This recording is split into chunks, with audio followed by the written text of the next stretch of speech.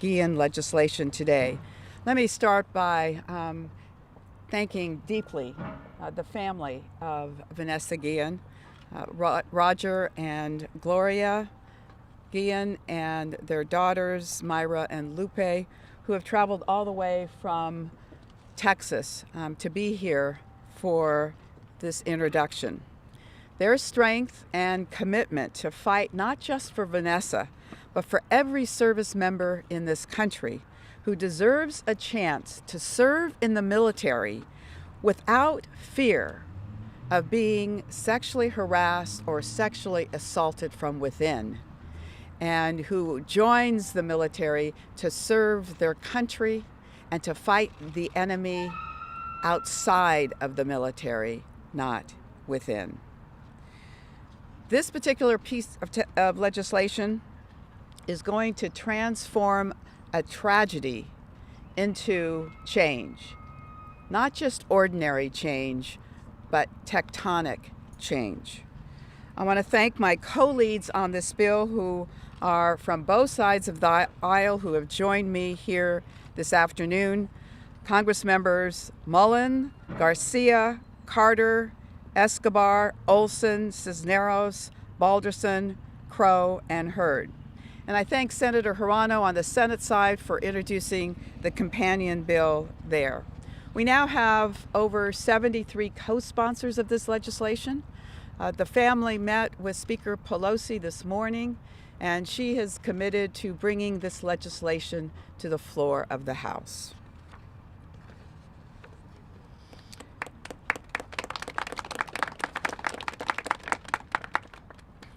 I Am Vanessa Guillen has become a rallying cry across the country for survivors speaking out against the toxic rot in the military around harassment and sexual assault.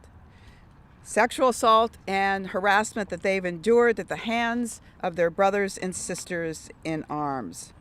Many have spoken out for the first time about their specific encounters with violence and indignity, not only of the abuse, but for the failure of the military to hold their assailants accountable. Vanessa told her family that she experienced sexual harassment from a superior, but did not have faith in the system to file a complaint. How could she? Over the past decade, we've thrown billions of dollars at the problem of sexual harassment and assault in the military. And yet, 120,000 service members in 2018 indicated that they had endured sexual harassment, with fewer than 1% making a formal complaint. The Pentagon's own reports tell us that sexual harassment creates a climate that makes sexual assault more likely. This culture is broken, the rot has festered for generations, and the data proves what survivors have been telling us for years. What we have been doing is not working. In 2018, 20,000 service members were sexually assaulted. Only 5,000 of them were willing to come forward and file a complaint. And of the 5,000, less than 500 of them went on to courts-martial, and only 250 were convicted. So service members fear retaliation. They fear retribution. And that's why they do not come forward. What we also know is that about 20% of the military is female, but they represent 63% of the assaults. And the victims are among the youngest and the lowest ranking women who are at risk. The voices of those survivors have never been louder or more clear. This is the military's Me Too moment, and we are going to take full advantage to amplify it and to cause the kinds of changes that we believe should take place. I started telling the stories of sexual assault victims in the military almost 10 years ago. I told 30 of their stories on the House floor. Back then, it was hardly a murmur. Back then, Democrats and Republicans alike did not recognize that this was an issue that deserved our attention. But all of that has changed. Now we recognize that we must act. So this legislation is going to create an independent system that these service members who are sexually harassed or assaulted can trust. First, it is going to make it a crime punishable in the Uniform Code of Military Justice to sexually harass. It's going to create a confidential reporting system for sexual harassment that will be integrated in the military's Catch a Sexual Serial Offender program. It's going to require that an investigation be done independently of the chain of command by trained and experienced professionals. It also is going to require that there be independent prosecutorial determination to move forward with a case. It also is going to provide the opportunity for those who are sexually harassed or assaulted to file claims within the Department of Defense for compensation. And finally, it's going to require an external review by the General Accountability Office to look at what has been the prevention program operational for the last 10 years to see what needs to be fixed, and secondly, to look at the military's procedure for investigating missing persons within the military. Finally, there will be a system that is independent, that will allow service members to come forward and trust in a system that will be independent and will fairly review their complaints. Tomorrow, a number of us are going to be on a Codell to Fort Hood. And at Fort Hood, we are going to talk to enlisted. We are going to be talking to the military police. We're going to be talking to the police in Killeen. We're going to visit the sites of those who have lost their lives at Fort Hood, specifically the crime scene and the location of the remains of Vanessa Guillen, also the location where Sergeant Elder Fernandez was located, Specialist Freddie De La Cruz, and Private Gregory Waddell Morales. It is profound to realize that nearly 30 service members have died at the base this year, including at least 9 under unusual or suspicious circumstances. September 30th would have been Vanessa Guillen's 21st birthday. Think about that. This young woman who wanted to commit her life to protecting Americans hadn't even reached the age of 21 before her life was snuffed out. The status quo is unacceptable. We're not going to tolerate it anymore. And I'm proud to be associated by all my colleagues who have joined here today. So I'd like to start by introducing Congressman Mullin as one of our co-leads.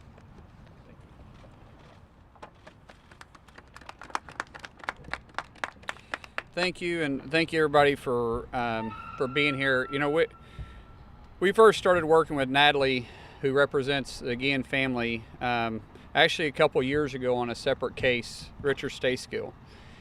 And when we took on that giant, they told us that they've been trying to make changes to the military and to the way that cases are treated for over 50 years. And we were able to do something with Rich Stayskill that people said we wasn't able to do. And so when we first started visiting about Vanessa, we knew it was an uphill battle. This systemic issue that's been going on inside of DOD isn't any different than the systemic issue we have in the civilian world too. The problem is the way they treat them. and the way they prosecute the crimes. And the definition of insanity is doing the same thing, expecting different results. And it wasn't getting any better. The situations wasn't improving. And it took something like a horrific death of Vanessa to bring it to the attention to everybody to say something has to change. And then it took her family that said, you know, we're not going to be silent about this. We're not going to go away. We're going to keep pushing. We're going to keep pushing. And we're going to keep pushing.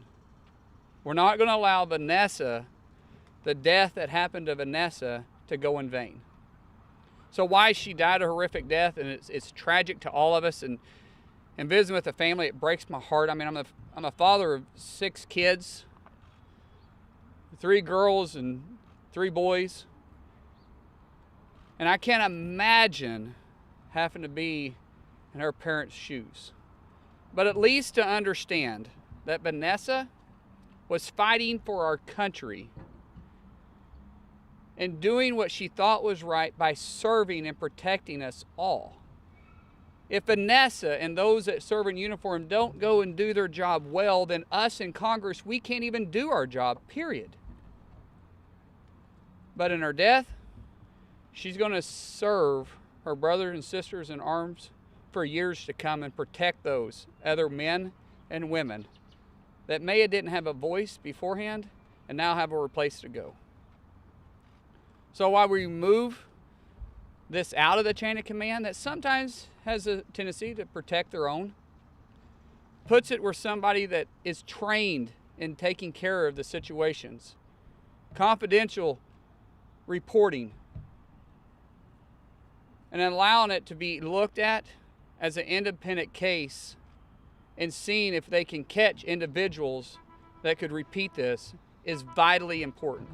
So I want to thank everybody for being here, my colleagues that have decided to step up and work with Congresswoman Speier and myself, and Vanessa's family for not being silent. God bless you, and thank you so much.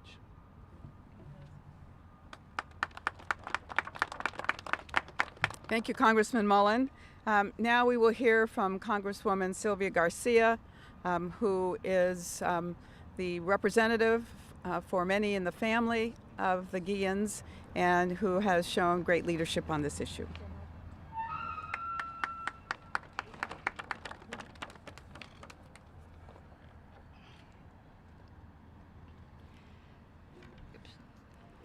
My heart today is with my constituents, the Vanessa Guillen family, who are all here with us today. The Guillen family has endured unspeakable pain, but they have been persistent in their fight for justice over the last 5 months. And today, I want them to know that Congress, the Houston community, and the world stands with you. From the moment I became involved in this case back in May, I said I wouldn't stop fighting until we found Vanessa and until we got justice for her. The Army and Fort Hood failed her. But in her name, we make the comprehensive changes needed to stop this from ever happening again. The I Am Vanessa Guillen Act of 2020 is a transformative piece of legislation that will save lives and help keep our women and men in this armed services safe. Gloria Guillen, Vanessa's mom, often says in Spanish, Mi hija es historia. Ella va a salvar muchas vidas. In English, that simply says, my daughter has made history and will help save the lives of many. While we can never bring Vanessa back, today we honor her memory with this bill. I want to thank Congresswoman Speier for her leadership on this issue and her unwavering support during this process from day one. I want to thank all my colleagues who stood with me from the beginning for supporting this very important piece of legislation. I also want to thank all the countless survivors of military sexual violence for sharing their stories and making sure that this was no longer ignored. And most importantly, I want to thank the Guillen family for their commitment to justice. Thanks to you, we are one step closer to ensuring that our women and men in uniform will be safe, to report sexual violence, sexual assault, sexual harassment without fear or retaliation. I am hopeful that we will move quickly in the House and that the Senate will do the right thing to make sure that we keep our men and women in uniform safe. Enough is enough. This must never ever happen again. Mi corazón es con la familia Guillén, quienes están aquí con nosotros. La familia Guillén ha sufrido mucho, pero han seguido luchando por justicia durante los últimos 5 meses.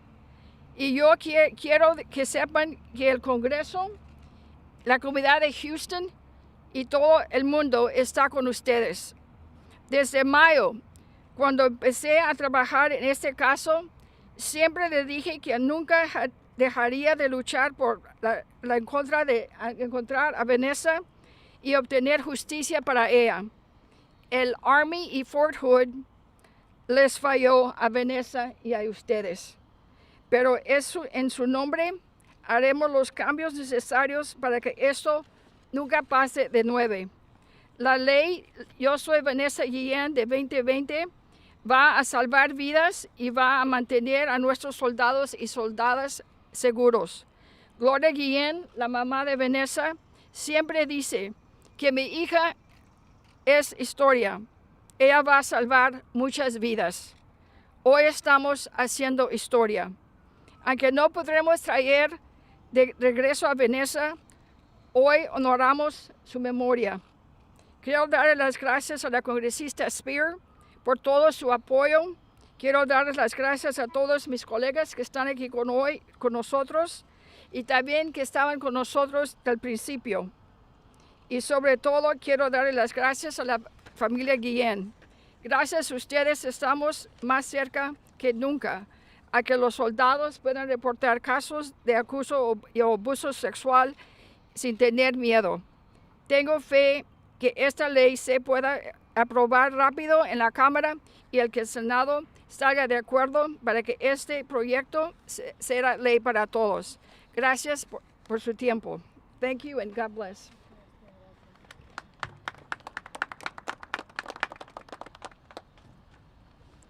Thank you, Congresswoman Garcia. Now, please join me in welcoming the Guillen family, Gloria and Roger Guillen, and Myra and Lupe.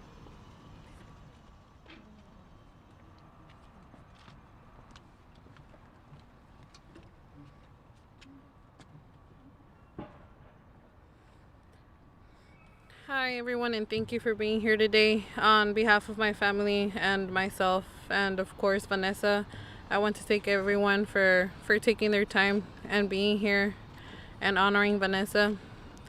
As the hero she is, she's now an American hero that will save lots of lives, especially in the military. All the military members, both men and women, deserve to have equal rights, if not a bit more than us, because they signed their lives to protect us. And it's not fair that had to happen to Vanessa in order for everyone to pay attention. And I want to give a special thanks to Natalie and the congressmen and women that are helping us support the bill. In this case, Congresswoman Spears and also Mark Ray Mullin, that, they're our main supporters on this. And also a special thanks for Speaker Pelosi for having us today and hearing our point of view and what's going on. It wouldn't be possible without everyone here, and I just want to thank everyone from the bottom of my heart. And I would appreciate if all citizens, all American citizens, everyone here in America have pick up your phone and call your congresswomen and men and tell them to support the bill, and that way we can keep honoring my sister and keep saving lives.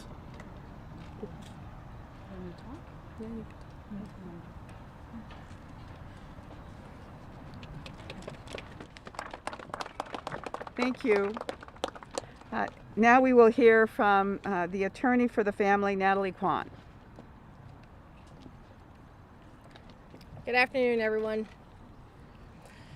Today was a day that we've been waiting for, and we're honored to be here, and we appreciate everyone's support. We thank the speaker today for meeting with the family and putting the bill on the floor to get voted on. We really appreciate Congresswoman Chairwoman Jackie Speier for leading this cause. We couldn't do this without Markwayne Mullin, who's a fighter in every which way. Last year, as Markwayne Mullin mentioned, I worked on the Sergeant First Class Richard Stayskull Military Medical Accountability Act. He was my client, he's still my client, and we fought a hard fight and we won.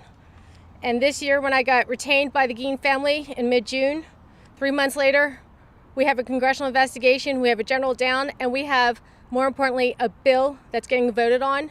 And I consider this an incredible accomplishment, not by just us, but by everyone here that came, everybody here that was supporting us, everyone here that brought awareness to this issue. Like Congresswoman Speier said, she's been doing this for 10 years. You know, enough is enough. We didn't have to lose Vanessa. We didn't have to lose any of these soldiers. You know, they go and they sign up to fight for our country, to take a bullet for our country, not to get sexually harassed and sexually assaulted. It's unfair. It's not the place. It's sure not the time. It's 2020. And the buck stops here, everyone. Today's a new day. Today's the future of our military, and today's the future of America. And I appreciate every person that supported our cause and every person that's going to support our cause. Like Myra said, please call your congressman, your senator, and tell them to vote for this bill, sponsor this bill. And shame on anyone who doesn't sponsor this bill. Shame on them. And we want them to be known.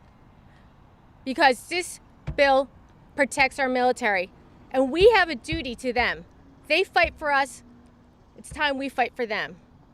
Thank you so much. Thank you, Natalie Kwan. Now we'll hear from Congressman Pete Olson from Texas.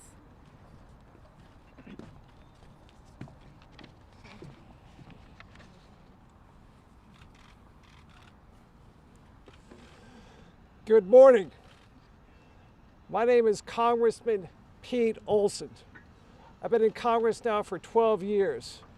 Texas 22, neighbors of the Gein family. I'm not happy I'm here. We're here talking about Vanessa. I wish we were talking with Vanessa. But sadly, that's not happening. And at times, I find myself damn mad about what happened to Vanessa. Y'all, many of you feel the same way. But we're here to celebrate a life of service by Vanessa Gein, United States Army.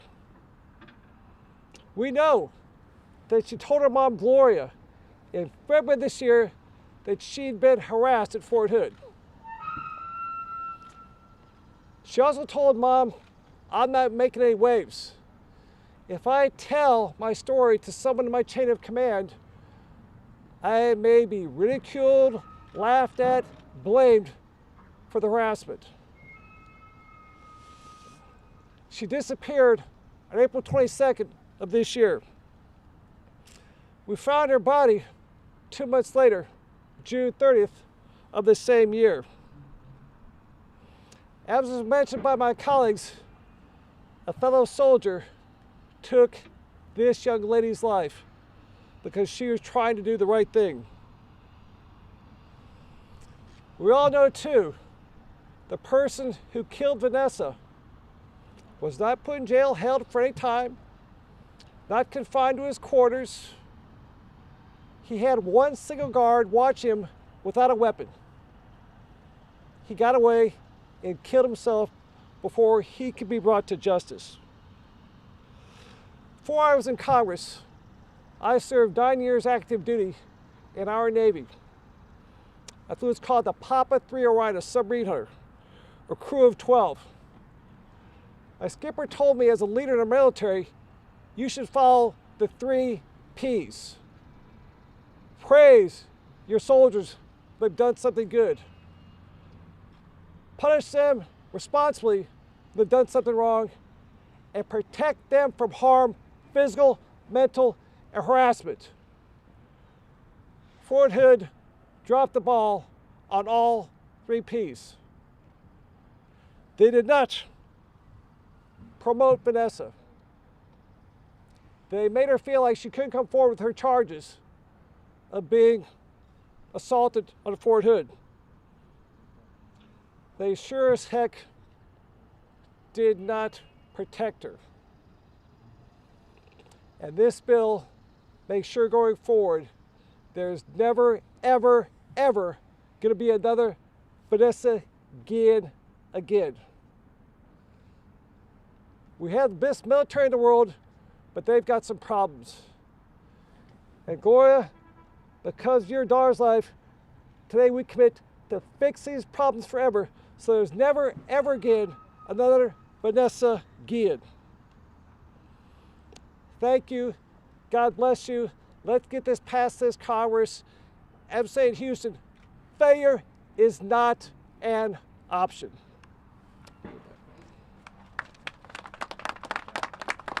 Thank you, Congressman Olson. We'll now hear from a member of the Military Personnel Subcommittee and colleague, Congresswoman Escobar.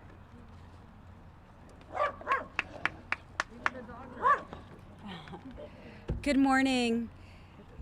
Buenos días a la familia Guillen. Soy Verónica Escobar. Yo represento a El Paso y les quiero dar mi pésame.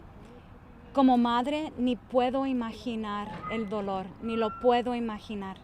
Pero quiero decirles a ustedes que no están solos en su dolor y no están solos en su lucha.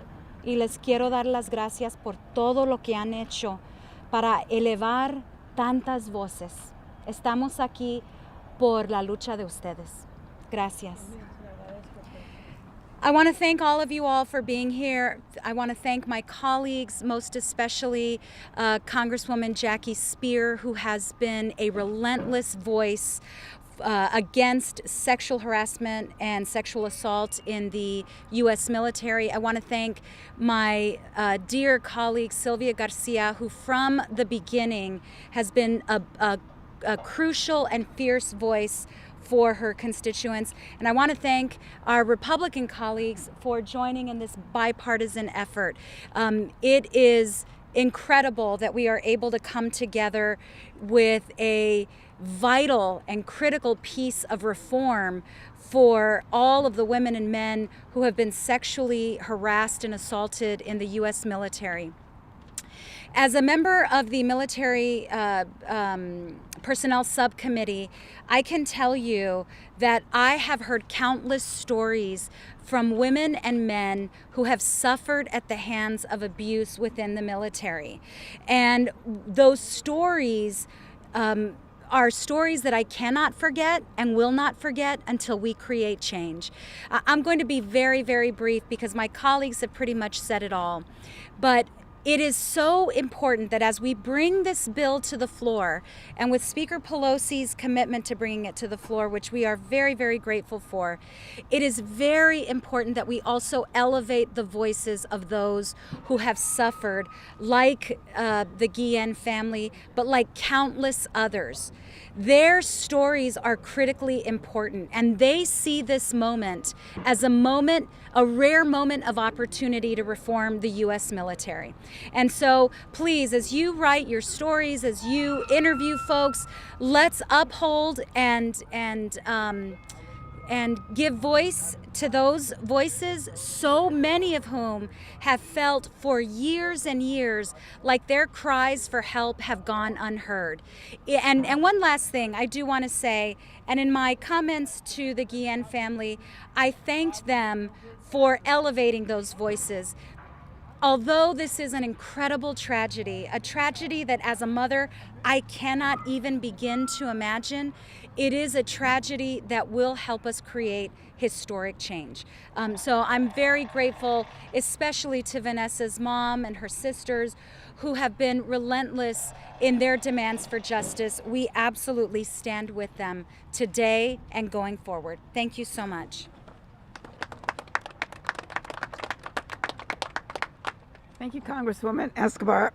I'm now delighted to have join us another Republican colleague, Congressman Balderson. You don't? Okay. All right. Next, we'll hear from another colleague on the Military Personnel Subcommittee, Congressman Gil Cisneros.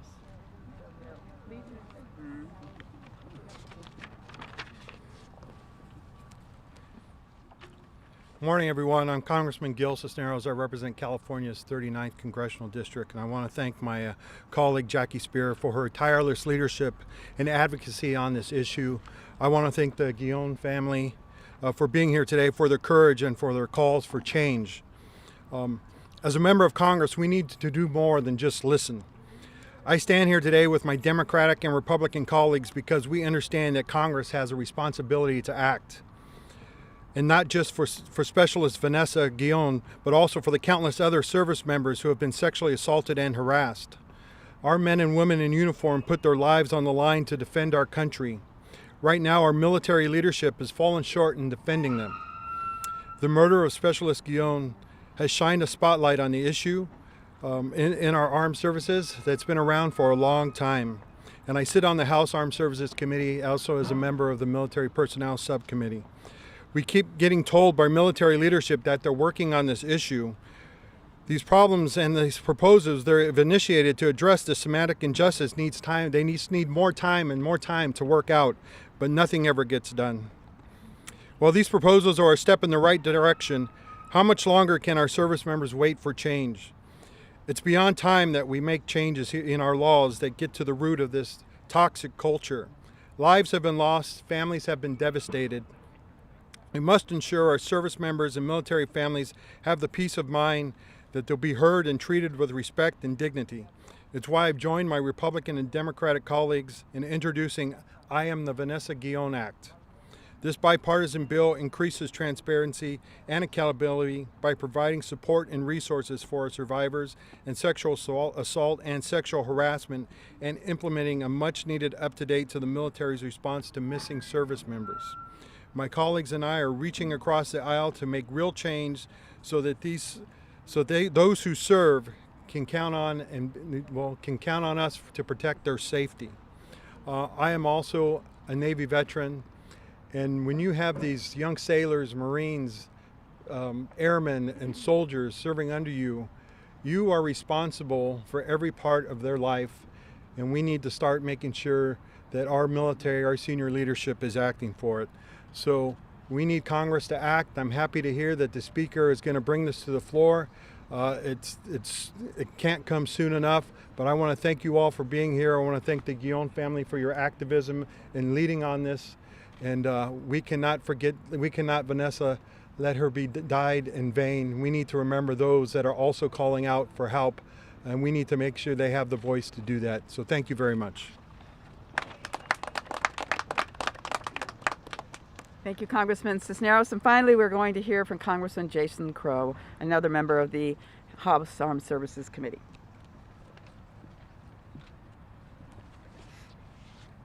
Thank you, Jackie Speier, for your tireless advocacy and for leading the way in Congress on this issue, and Mark Wayne Mullin for joining forces and fighting, and to all of my colleagues on both sides of the aisle for stepping up to lead on this. My perspective of this issue is as a soldier and a veteran. My military career started as a private. And I remember going to basic training, stepping off that bus and being yelled at by the drill sergeant. And, throughout basic training, you learned what was important to the military. We spent countless hours learning marksmanship, learning the command structure. We even memorized the Army song. We learned all of the skills that were necessary to be a soldier. And the time spent was a direct reflection of the values and the culture of the military. The tone was set in those initial months of training. So that's why just a few months ago, when one of the top officials who oversees the Sexual Assault Prevention and Response Program came to testify before Congress, I asked him a simple question. I asked him, how much time is spent in basic training to prevent sexual assault, to prevent sexual harassment, and to set the tone that this is unacceptable in our military. And he could not answer the question. The military has failed. That is clear. You know, we have something in America, we have civilian control of the military. You know, it's Congress that decides what type of military our nation will have. So when the military fails, we will step in and we will fix it. That's why military sexual trauma ends with us. To the Guillen family, you have my prayers and you have my deepest sorrows.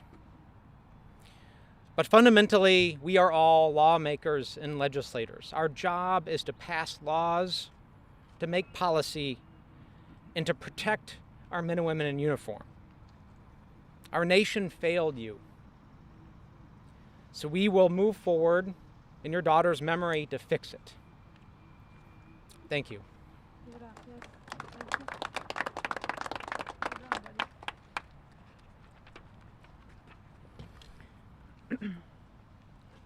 I want to thank again all of my colleagues and the Guillen family for being here today. I can't begin to tell you what a transformative day this has become. The hundreds of thousands of men and women in the military that have been sexually assaulted or sexually harassed in their careers. And Congress has not acted.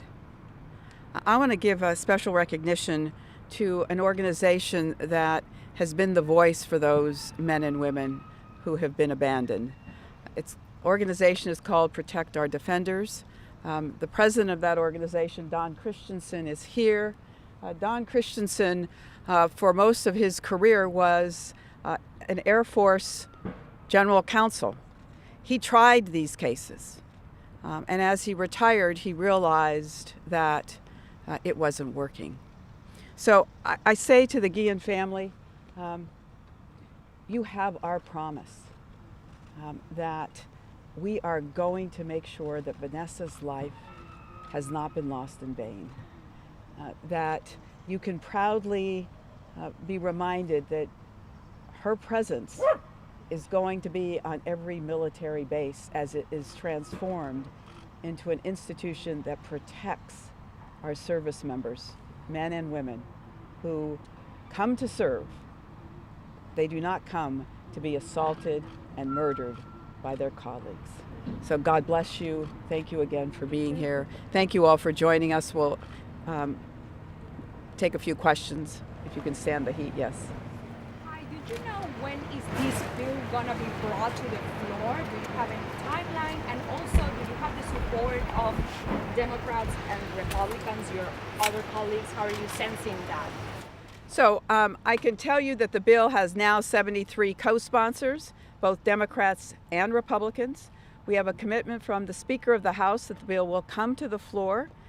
If we can get 90 Republican members to join, in addition to those that have already been on the bill, we will be able to take it up under what's called a suspension rule. So that means it will come up even sooner. But before the end of this session, this is very remarkable to be able to introduce this bill today and have it taken up before the end of the session is just quite remarkable. So it will be either in the next few weeks or it will be in November. Congressman Mullin, you mentioned systemic issues in the military, in the Department of Defense. From looking at the bill, it looks like the Department of the Defense will be naming this independent investigator. Is that right? Yes, that's absolutely correct. But it takes it out of the chain of command. What the most important thing about this bill is that we take it out of them investigating themselves. We put special prosecutors that are trained in this, and they will report directly to the DepSec. So it's still inside DOD, but DOD has a history of prosecuting and their own ways, and so we don't want to remove that. We want to keep it inside there because this did happen while they're in the service and they're in uniform. But it moves it, as I said, away from them investigating themselves. It's the right way to do it. And I want to go back to too about the about bringing it to the floor. The speaker obviously controls the floor. She can bring it to the floor at any time. I really think when this thing comes to the floor, we're going to have overwhelming support of bipartisan support. It's going to be very difficult for anybody to vote against this. And even the president, when Vanessa's family got to meet with the president, he was very receptive. I was talking to her father yesterday, and he was just moved the idea that he got to meet with the president. And the president has voiced his support too. Of course, he hasn't seen the bill yet, but he is committed to helping Vanessa's family as much as they can. So this has great bipartisan support from President Trump to even Speaker Pelosi. I was hoping you could clarify one other thing in the bill text. Sure. It looked like it says 2 years from enactment of this legislation, the independent investigations begin. Is that true? That's correct. Yes. So you mentioned these thousands of cases each year. What happens between now and 2 years from now? Well, in any piece of legislation, it takes a period of time for it to be staffed up. So that's going to be taking place during that course of time. The investigations are going to be independent, and so is the chief prosecutor, who will make a determination whether or not a court-martial should be pursued. Now, that doesn't prevent a commander from bringing a summary courts-martial if the independent chief prosecutor decides not to pursue the case. So it's just a process of standing it up. In the meantime, my hope is that the military is going to recognize that things are changing and take these cases much more seriously. And the most important thing too is, Congresswoman Speier said, is it takes time. These prosecutors are going to be trained, and this is what they're going to do. So we want to make sure we have the best staff moving forward, because when we roll it out, we want to get it right, and that's so important. Yes. It's very rare to see Republicans and Democrats together these days. It shouldn't be rare, but yes, it is rare. Why do you think it's taken so long for something like this to really have momentum behind it, and why did it take something like Vanessa Guillen's death for that? It pains me to say it's taken 10 years, but when I first started working this issue, no one even knew about it, and there were excuses made within the military that, well, it's because of alcohol, it's because of provocative attire, and it was swept under the rug. So for the longest time, the military was successful at suggesting that somehow if you were challenging their chain of command, their ability to hold everyone accountable, that was somehow unpatriotic. What is unpatriotic is the fact that we have a dead young service member who didn't have faith in a system. And I think over the years, as we have focused on this issue, spent so much money on this issue, and recognized nothing has really changed, the fact that the military brass would come to the Armed Services Committee and say they have a zero tolerance for sexual assault and sexual harassment started to not ring true. I'll add one thing to that. The policy's always been right. It's the timing. You've been on the Hill long enough. You know that we see some good policy out there, but the timing has to be moved. And unfortunately, it took Vanessa's death to make that timing right. All of us have families, and it became very personal to us. And so while the policy's been there, the timing wasn't correct until now, and this is the right time to strike with it. All right, any other questions? Thank you all for joining us. Thank you. Thank you too. All right,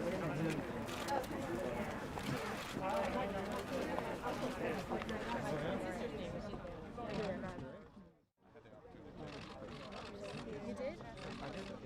No, because I got distracted over there. Okay, good, thank you.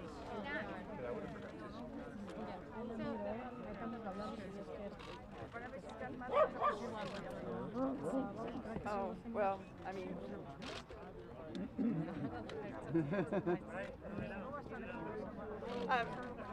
Gloria would like to say a few words, if you would also